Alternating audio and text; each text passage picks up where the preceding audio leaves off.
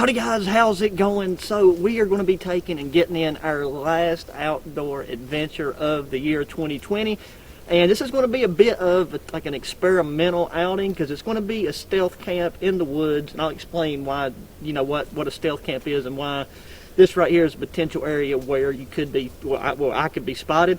And yeah, it's going to be a setup I've never tried. I'm going to be testing out a sleeping bag system that I got about 8 months ago, and I haven't really got to test it out in cold weather. I believe it's like a World War II, or I don't know, it's a U.S. military down sleeping bag from days gone by. It's got like a canvas shell on it.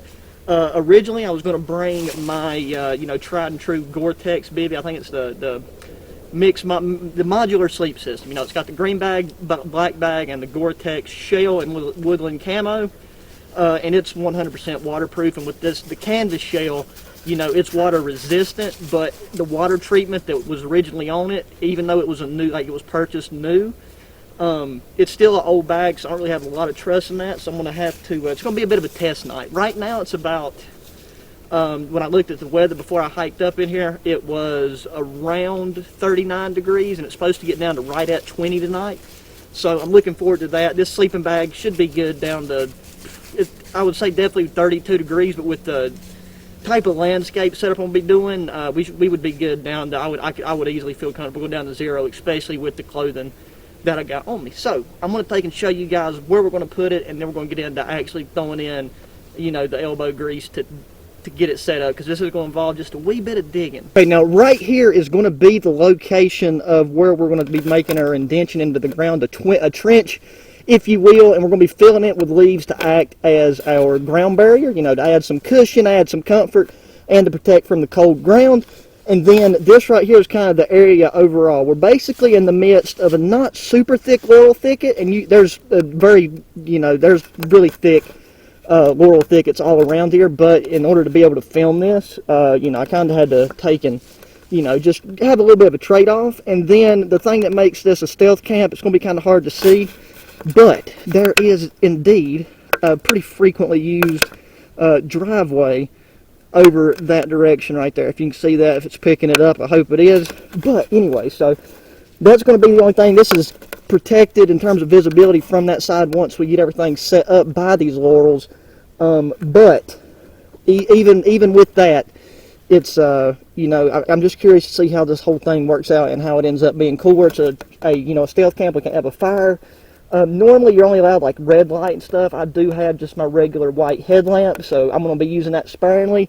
And then this camera right here has very, very good high definition night vision, so that's what I'll be kicking on once it gets dark. Hey, and here's a nice little fun fact for you. I broke my tripod 2 days ago, so I'm having to use makeshift woodland features just to take and try to get this thing propped up to somewhat, you know, just to get decent angles to actually video. But got the Duluth Trading Bushcrafter backpack. I'm going to take it off the top. This big old green roll you see here is that green outer cotton canvas shell, and on the inside we have got the I'm pretty sure it's a down mountaineering sleeping bag. Like I said, it's U.S. military. It was issued back in the olden days, and I've used it once since I've got it, but it wasn't that cold. It was like only, I want to say it only got down to the 50s because of the time when I actually purchased it.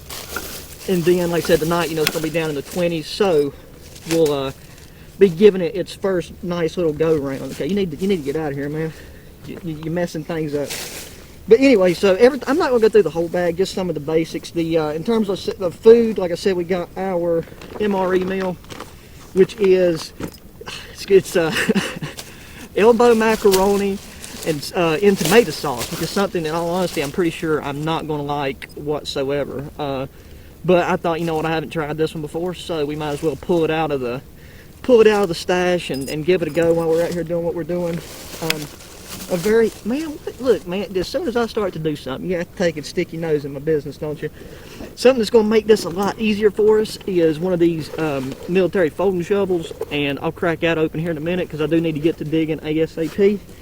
Then everything else is standard. Got a poncho, got my light, got a wool sweater, got the reusable emergency blanket that is going to be going over the top of this unless something changes. Got a little bit of the golden goodness in here too for later, just, you know, if we need to warm ourselves up. Got my metal cup with water. Thank you for walking in front of the camera, man. I really appreciate that. Got my K-bar knife there, Glock. You know, I got my EDC stuff on me, leather coat and a flannel underneath. That's all I'm rocking. Got this pair of fingerless gloves, and I got a pair of rubber, like they're rubber mixed gloves.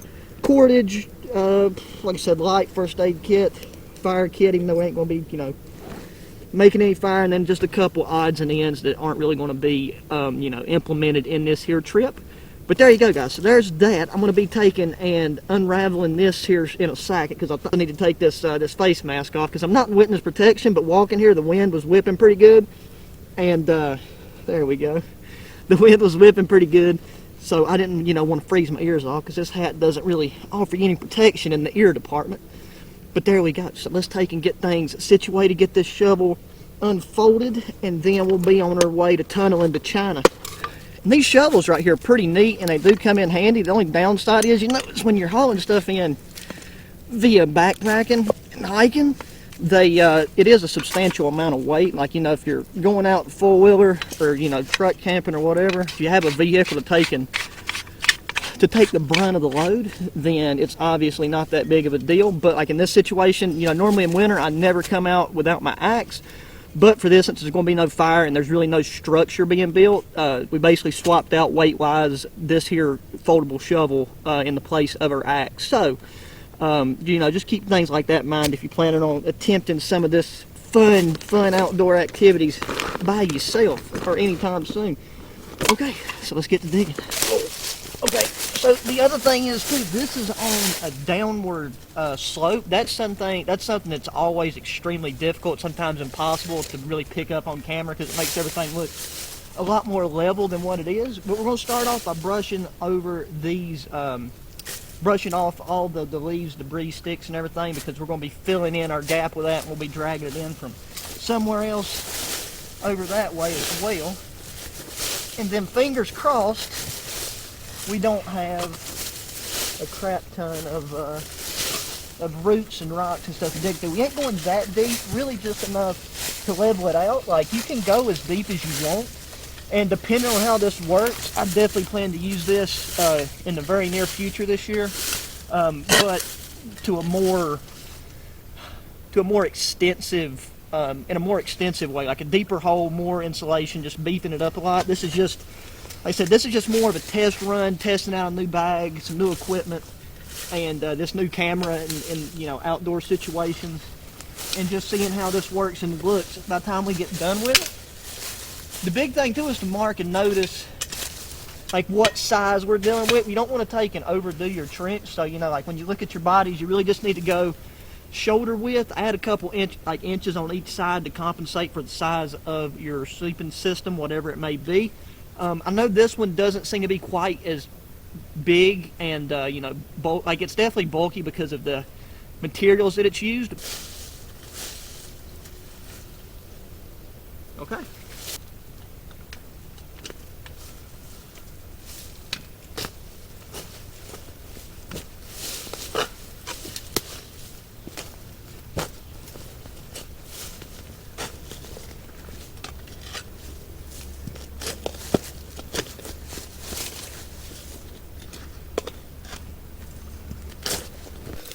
Okay, here's a closer look at kind of what we're working with right here. So, as you can see, that right there is the root systems and stuff that we're having to deal with. Now, the nice thing about the military folding shovels is they've got like a very sharp edge on them, and I've actually sharpened mine 2 or 3 times in the past, and it does make cutting through these a lot easier. Another important thing to note is you do need to pace yourself and take your time, because you don't want to get sweaty, especially when it's going to be getting down in the 20s and we aren't going to have a fire. So keep that in mind. But like, so we got this, that depth right there is about what I'm looking for at that deepest point right there. I know it can be kind of hard to tell, like the depth perception of things, but we're going to go over to that corner right there, basically kind of come down right to where this tree is, and then just get the dirt out, and we'll be good to go to move on to filling her up and then compacting all the leaves. The hardest part is going to be trying to avoid you know, let too many sticks and stuff get in there, because you don't want nothing poking you in the middle of the night. Plus, it doesn't really help add too much to the insulation value that we're looking for. Okay, so we got everything. We dug it as deep as I'm going through for this go round. Once again, when it comes to depth and stuff, it can be really hard to tell. But that right there is about roughly somewhere between 6 and 8 inches deep as far as like the sidewalls go. It's a little shallower right there, and then I taper it off right there. I still got to clear out those big rocks and stuff. Now, once again, this is mainly just like a test run, testing out new gear. So this is not how you would want it to look around directly after getting it done. If you're, trying to do some stealth camping in a situation where you don't want there to be any sign whatsoever. One thing that I did do, just to kind of, stick with that theme, is like these briars and these limbs right here is poking me in the face and the eyes, sticking me, poking me, just groping me every which way. And, normally if it's a normal situation, you would just cut those out, but we want to take and leave everything around here as untouched as possible. If you had more time, if I had more time, because I'm trying to fight the darkness right now, but if I had more time, then I would have made more of an effort to expose of the dirt that we dug out in a different location, so it's not just sitting around. And these big rocks that I dug up that was in this area, I'm going to be taking and using for the primary cover element that we're going to be using.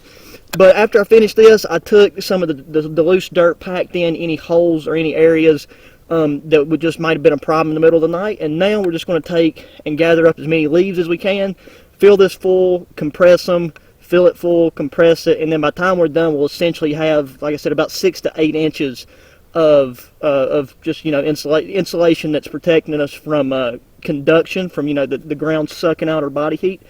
So between the leaves, the outer shell of that sleeping bag and the sleeping bag itself, along with clothing, you're not going to have any issues whatsoever as far as the cold from the ground being an issue. So let's get started on that little project.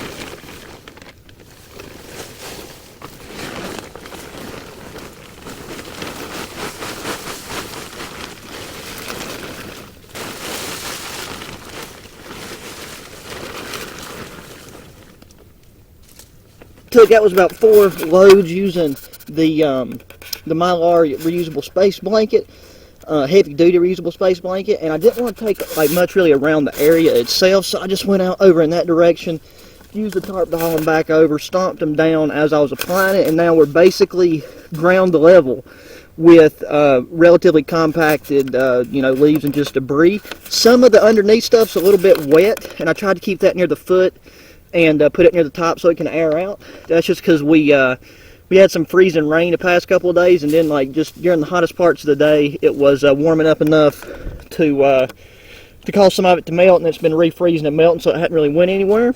But that won't be an issue at all, and then it probably will compact down by another inch or so after a full night of sleeping on it. But we got that, so now I'm going to take and unroll the bedroll, make sure everything lines up the way I want it to, and then we're going to put the Mylar blanket over on top. And I just got this tied together with some paracord, so I just wrapped it up real good. It doesn't, this thing didn't have any like carrying straps or anything that that come with it, so you kind of have to do your own deal. So this is just a spare piece that I always keep in my bag anyways for just random uses. I've already cut this thing in like 2 or 3 different pieces, and then put it back together with certain kinds of knots that are good for holding things in place. And I'm actually going to leave that loop in this so that I ain't got to tie another one when I get ready to leave tomorrow. We'll place this out. That right there is the head end. Roll this thing out. One thing I do need to do,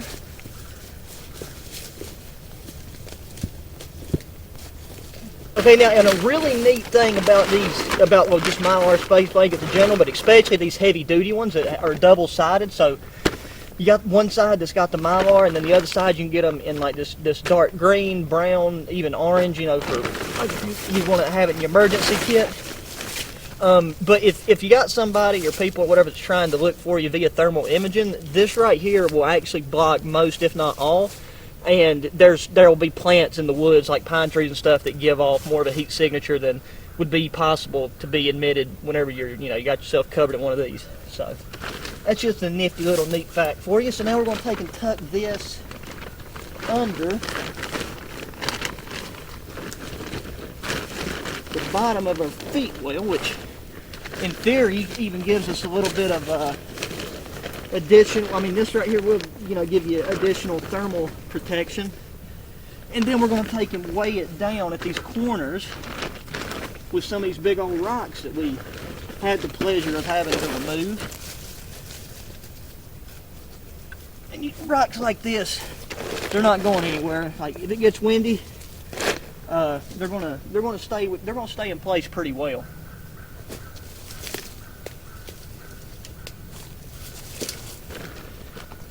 And then, like I said, you don't have to tuck it in. It's just on this bottom side where I flung the dirt this direction. It's a wee bit muddy in the part of it where the foot box is. Okay.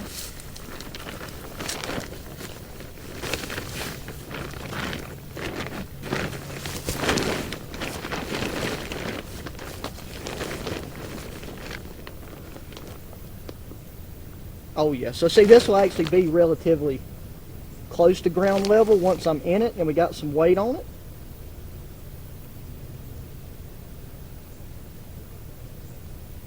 Oh yeah, that'll work just fine, just fine. The only thing is, you know, with this sleeping bag is a center open instead of a side zip, so I really like that, but for this kind of setup, it is going to be a little bit awkward to try and take and keep certain parts of this thing covered in debris. So what I'd recommend for that would be to enter from a side that's already got more of either like a natural cover. On my left side right here, it's very open. So, you know, having some stuff on this side is probably going to be the best option, because this is going to have this already has a lot of natural coverage itself. We got all these laurels up front right here. Just, you know, we even got most of the laurel canopy above us. So considering there's no leaves on all the other trees, this is a pretty nifty little relaxation spot. It's actually very comfortable, though. Like I could easily clonk out right now, to be honest with you. But we've got to get food, and we've got to what else do we got to do? That's about it. We'll cover this up a little bit, then we'll do food, then we're just going to chill out, have a good time in the woods at night, no fire, just meet all the creepy crawlies. You know, maybe the boogeyman will show up for a visit, and we can have a cup of tea with him. But yeah, let's get some cover stuff on this. We're going to stop here since it's just a test, but we're only, I'd say, somewhere about 15 feet away. And you literally, if you didn't know what you was looking for and there wasn't all that gear around there, that blends in phenomenally well. So we'll take and move closer. So you can see I got a bit of like reinforced materials there, and this didn't take as long because there's sticks and debris and some more wet stuff on that than I have put underneath and like filtered out through. I'm leaving that bit uncovered because before I go to bed, what I'm going to do is I'm going to take and build up a little pile of leaves right there.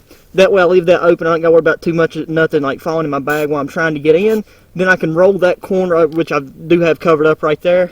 I can roll that underneath my right side, just reach up, pull some debris around the top, and then just tuck that hood under, and then it should be 157% concealed. But especially if it's late in the evening or at night, you're not, or if you're just walking through the woods, like this is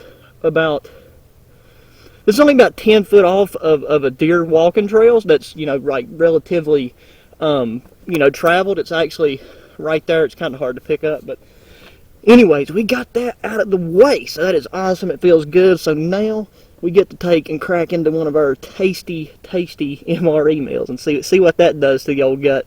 So it is finally a mealtime, baby, and once again we got our MRE elbow macaroni and tomato sauce. That right there, like I said, that does not sound like something I want to put in my mouth at all. But you know, we out here somewhat roughing it. I mean, it's all in the spirit of good fun. It's nice to be out in the great outdoors when it's nice and nipply outside. So we'll take and crack this open, see what we got going for us.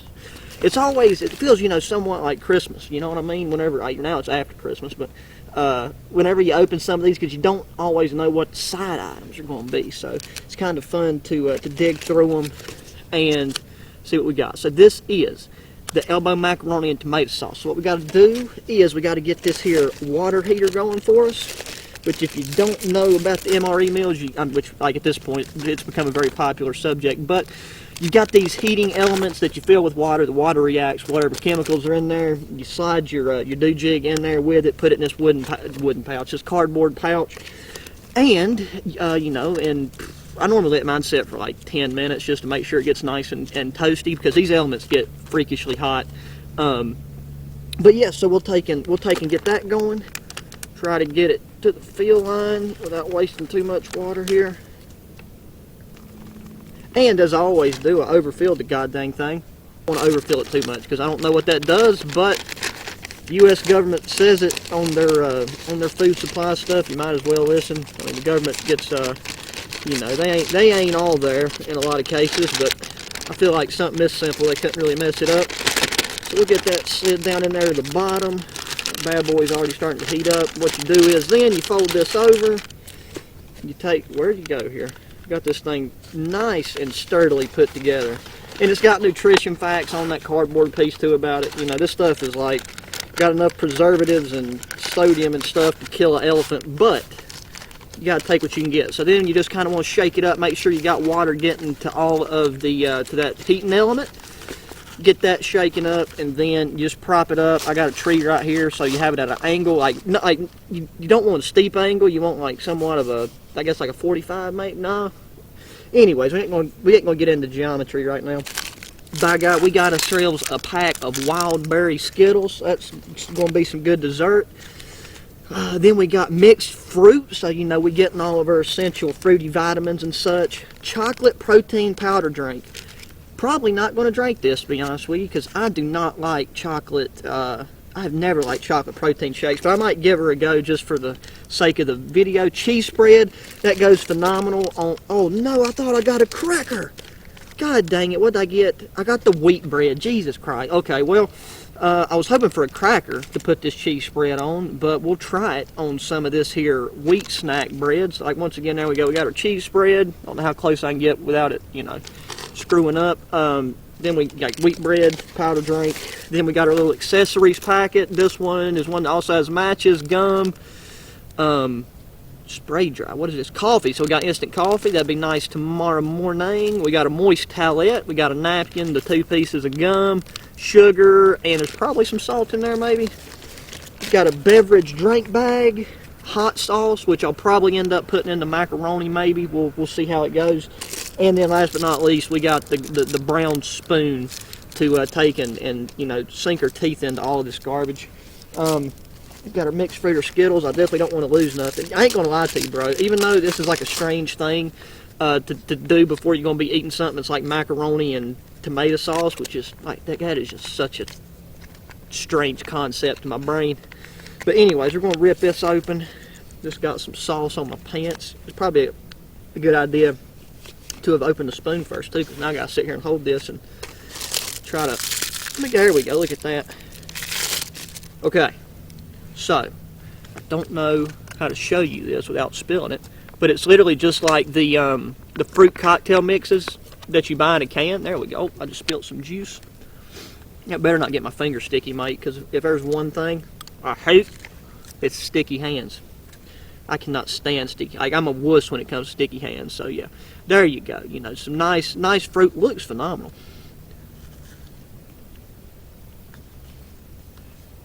Bro, that's better than what you get out of a can. No joke. That right there.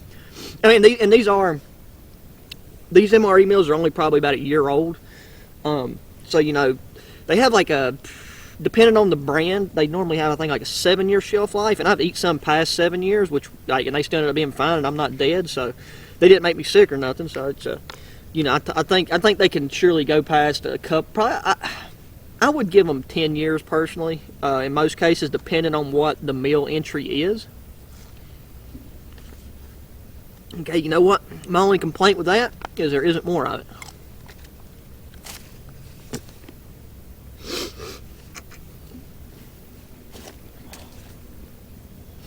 Okay, now I definitely don't want to eat the Skittles right now because that definitely wouldn't add to it. So I'm gonna see if we can kind of get a little bit of a palate cleanser going with this this wheat bread, which wheat bread is just not really my cup of tea. But we'll try it with some of this cheese on it and see if they got something, if they know something I don't know. Then I figured it would be. It smells like hardtack, but it's not hard, so don't, you know, get that impression from it. But I think it's definitely got some powder, some flour sprinkled on the outside, because it really smells and tastes like it. Got our cheese cracked open right here, and this cheese, mate, this looks like the kind of cheese that just straight up will like cling to your ribs and your liver and shut you down in within 72 hours. I don't even know. I don't see no tear or hole in this. I guess that's good. It tastes good. I think that's just some really thick cheese. I don't think we're really going to be spreading this. And I got some of that goddamn fruit juice on it, and now this package is sticky. Oh, it makes me so uncomfortable. I don't know how to feel about that, to be honest with you. That's like a very strange texture and flavor profile. But there's about, yep, that's got to have something to it. Maybe this is meant to be like thrown to the enemy. I've had really good cheeses out of MRE meals before, even this batch, and this just does not look. This does just not look right. It looks like it's just like flaky. I don't want to waste much of it, but like, look, whenever you squeeze it out, it just wants to like flake apart. This bad boy has been in here for a little over 10 minutes. So for the size of it and the fact that I was taking and giving it the nice Bill Cosby squeeze like up and down while it was in the package, you know, just to kind of move the contents around, I feel like it should definitely be warm enough to eat. It's not going to be steaming hot, hopefully, because I hate having to wait for food to cool down. But anyway, you definitely probably ain't going to show up with the light. But as soon as you take and open this, you get hit with the steamage. But that thing right there is nice and hot, and it's honestly kind of a nice thing to hold your hands, like, you know, holding your hands whenever it's getting as chilly as it's going to be tonight.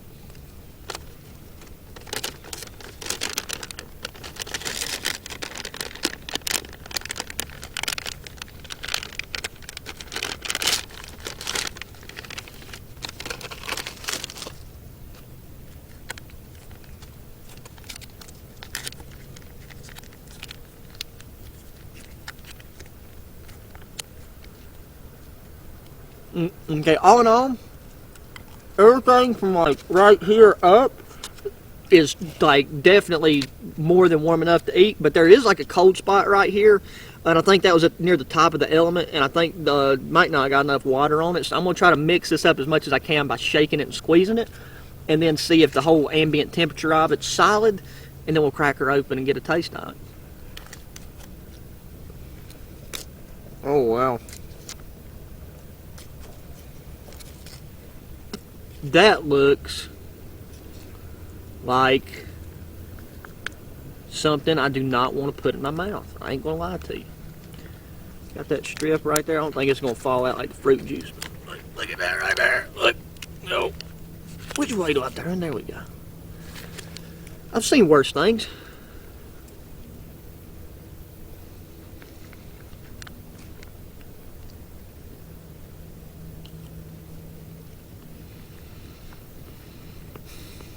You know what?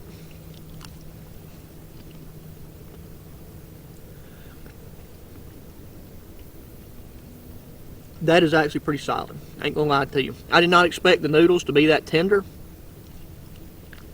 but they are actually very soft. I was worried it was gonna be a very liquidy sauce, but it's like nice and thick sauce.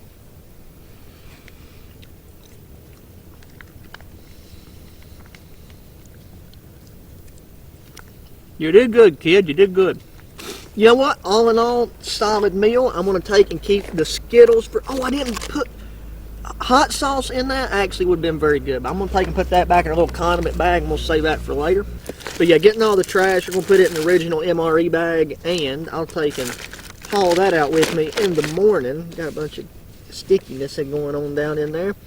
So what we got left is our protein powder shake. If anything... Oh, I'll give this to somebody that likes chocolate. If it was vanilla or anything else, I'd love it. But I don't rock and roll with them chocolate protein shakes, my man. we got our beverage bag, which can be used for coffee, or sometimes they'll throw in like fruity mixed drinks. We'll take and head back over to our nice little stealthy home or humble abode for tonight.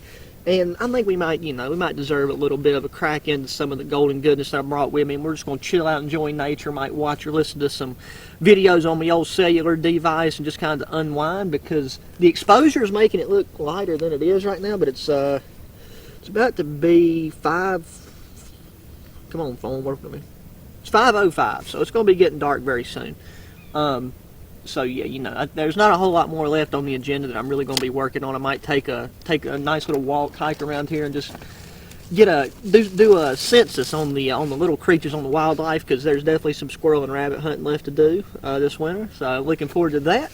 And yes, that meal right there, not too shabby. I'm definitely feeling a wee bit warm and toasty on the inside. Good to have some nutritional grub in you. So yeah, let's move on to the next part of the adventure. Alrighty, so now we'll take and just wait for nighttime to come. Just take and sit back, relax, and we'll get a little sip or two out of this right now, and then we'll just sit here, ponder life, philosophy, existentialism, stoicism, all the sisms, you know what I mean? Maybe listen to an audio book, and then, we'll wait till later on the night, take a sip or two of this before we go to bed, just to make sure we stay nice and toasty on the inside.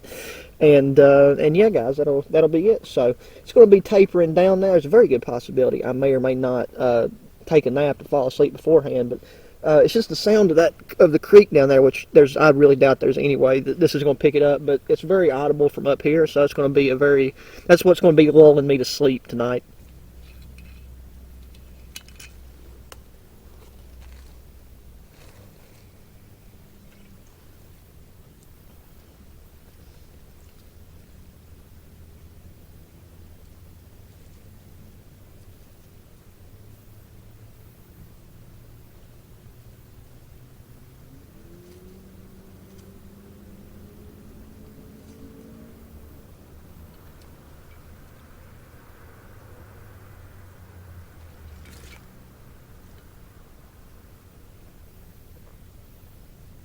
Alrighty, guys, so we are standing in the pitch black darkness. It is about time to go to bed, but look, we're going to take and get some light shed on this here equation. So here we go.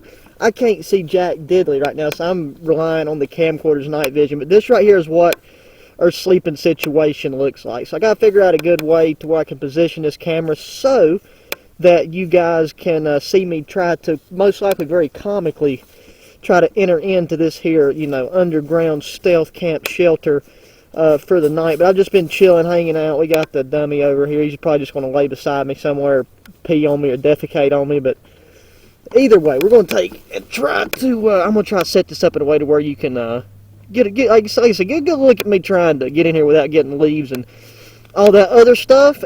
Okay, now what I'm going to do is, so this corner right here, I'm going to take and remove it. Like I said, this is the side that has the stuff on it, that has good cover naturally. We're going to peel this back. Got a little creepy crawly friend right there. We'll get rid of him.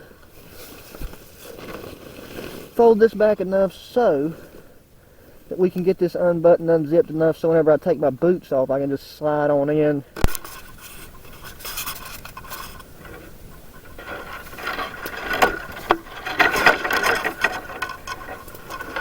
Alrighty, guys, I've got the camera literally dangling from a tree, so let's hope that doesn't fall on my face. But first time, we're just hitting up the light on lowest settings.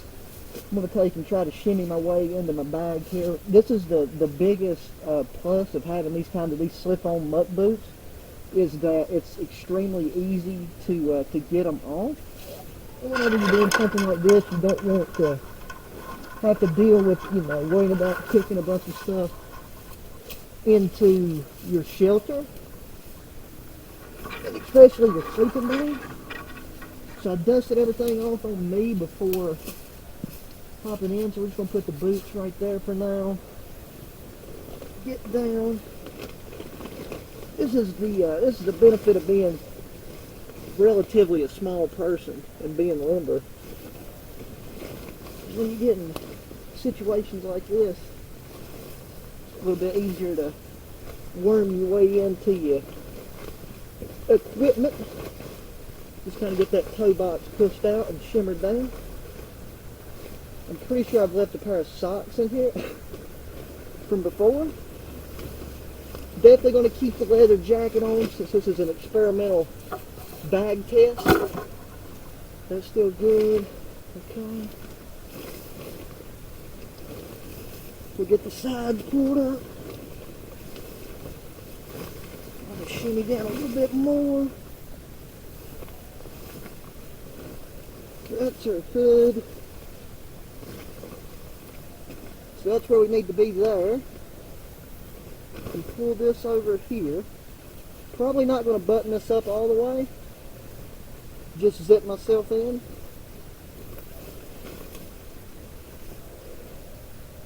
And bro, that is exactly what I was hoping for. So yeah guys, look. I'm going to take and hit the hay. So I'm going to take and pull this over and we kind of roll over onto the corner, tuck it in, get zipped up, and then just enjoy the sounds of the night and then call her a day. So appreciate you guys watching. Hope you enjoyed. If you want more content like this, let me know. Be sure to let me know. And yeah, I'll see y'all in the morning.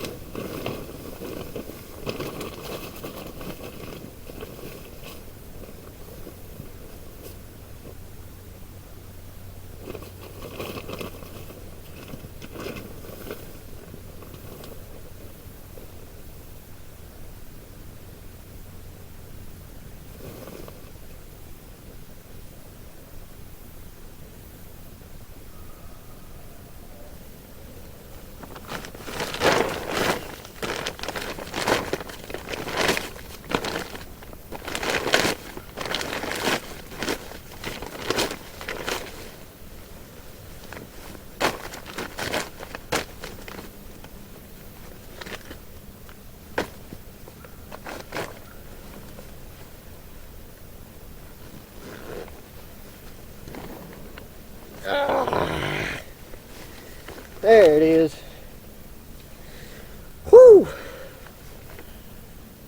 That was a very toasty night, bro. Had to shed the leather jacket, had to get back down to the nitty gritty.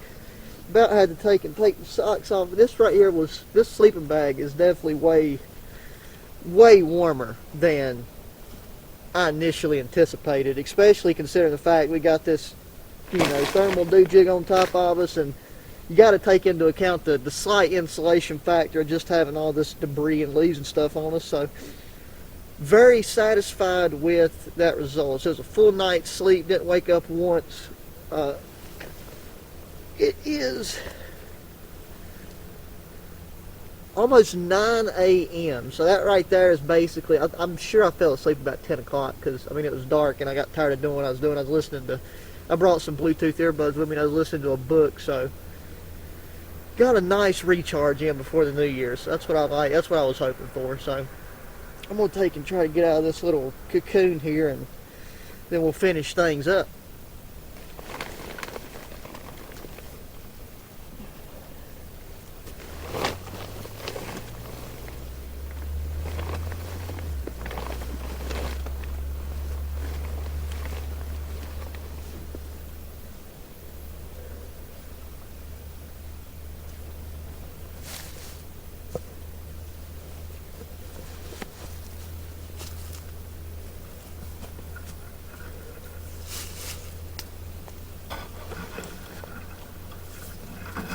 So first thing was first, as soon as crawling out of this, I had to get the leather jacket back on, and I had to get some gloves on, because after you crawl out of that little cocoon sanctuary right there, the cold air really hit you. So like I said, this was really a first time experiment rocking and rolling with this down military sleeping bag with this outer shell. So I mean, if you can't tell by looking, that right there is very much, you know, like a cotton canvas material. It is what it's supposed to be, water resistant. I'm going to treat it with some like waterproofing spray, along with a couple other things of mine that are just due for that. So one thing I wanted to check and see as I dismantle this is how the bottom of this handle moisture. I mean, obviously I didn't have any issues with it on the interior of it. I didn't feel moist. I didn't feel. I had one cold spot near like the back of my head, funnily enough, but that's because like right here, there's pretty much there wasn't enough stuff compacted down. As you can see how compact this the leaves and stuff got. So you could easily take, if this is going to be a multiple day stay, take and add more to it, and it'll compress as you use it. And that's the thing too, like why having like a slightly deeper I guess trench, if you want to call it that, and filling it with more debris the day before would help with that. But I mean, I'm somebody, I like to sleep cold anyways. I can't stand getting too hot or sweating, so I was very comfortable in all honesty. So let's take and pull this stuff back.